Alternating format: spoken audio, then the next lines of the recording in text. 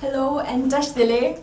My name is Sichoe Tsethar and I'm a recipient for the Global Leadership Incubator Scholarship for the year 2018.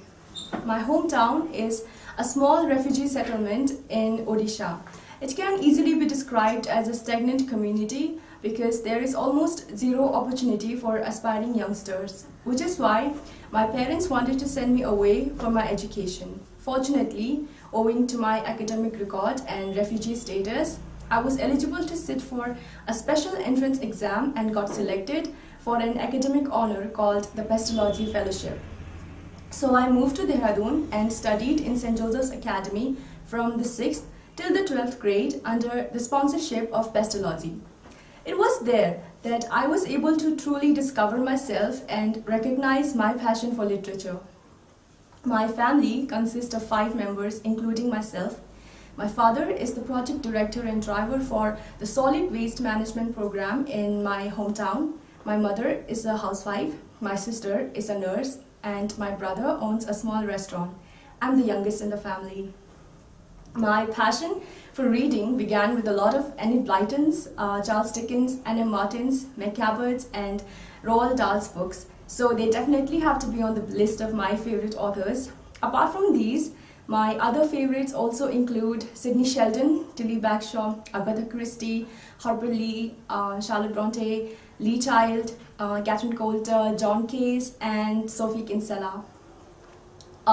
There are 3 things that I consider my greatest achievements in life so far. The first one is, of course, getting the GLI scholarship, which brings me the most exciting opportunity of my lifetime to study at a top college in the US. And honestly, it had always been my dream to study in the US, and thanks to GLI, I can finally see my dream becoming into reality. Secondly, the Best Girl title that I was awarded in my primary school. It was a huge accomplishment for me because the awardee must be best not just in academics but in all other extracurricular activities like debates, sports, dance, etc. And most importantly, they must have the best record for moral conduct in school. So I was really honored to have got the title. Last but not the least, having been selected in the English editorial board in my school was a really big dream come true. It was a rare privilege that not many get to enjoy, and I had been working really hard also to get in because English is the one subject to which I feel most connected. And therefore, for me, it was a really big ladder that I'd climbed. The biggest challenge, or more accurately, the toughest phase of my life that I've had to go through so far was definitely during the initial days after my selection in the editorial board at my school.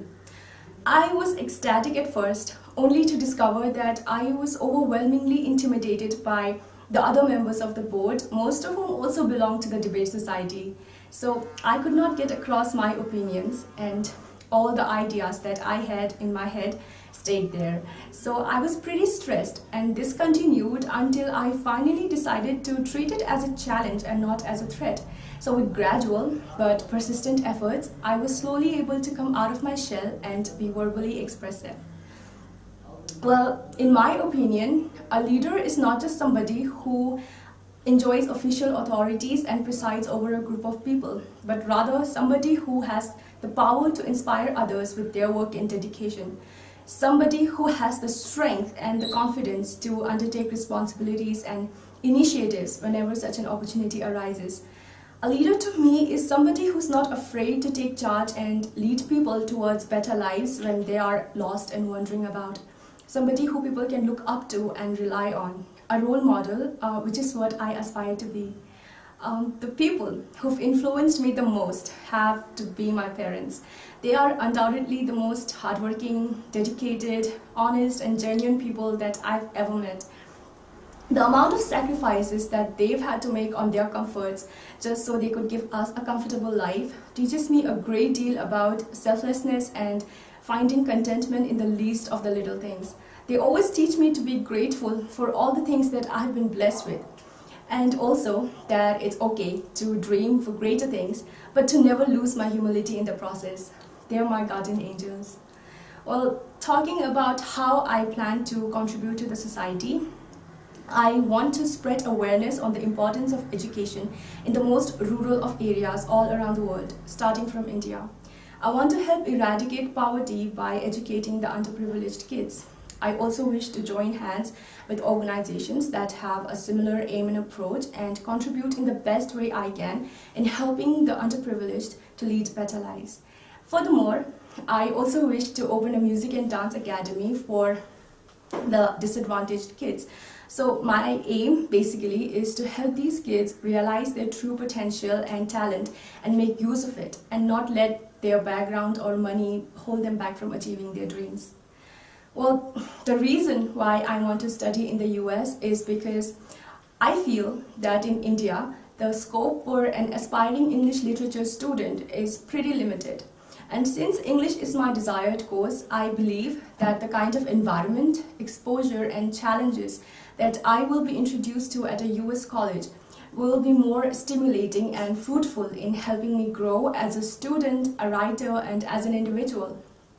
Also, it had always been my dream to study liberal arts at a US college. And the thought of meeting many interesting people from various backgrounds really excites me. I will be able to broaden my perspectives and help them do the same.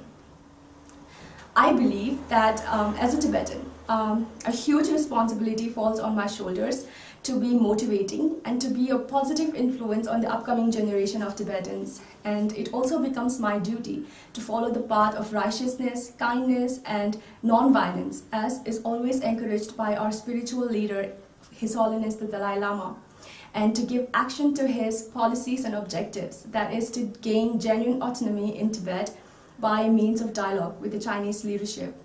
I also feel immensely grateful to India, to the US, and to all other countries and organizations that have treated us with undying hospitality and granted us innumerable special opportunities to lead better lives as refugees. I would also like to take up this opportunity to thank the Global Leadership Incubator for giving me this once-in-a-lifetime opportunity to study in the US, and also to the prestigious college for giving me a chance to apply. Thank you.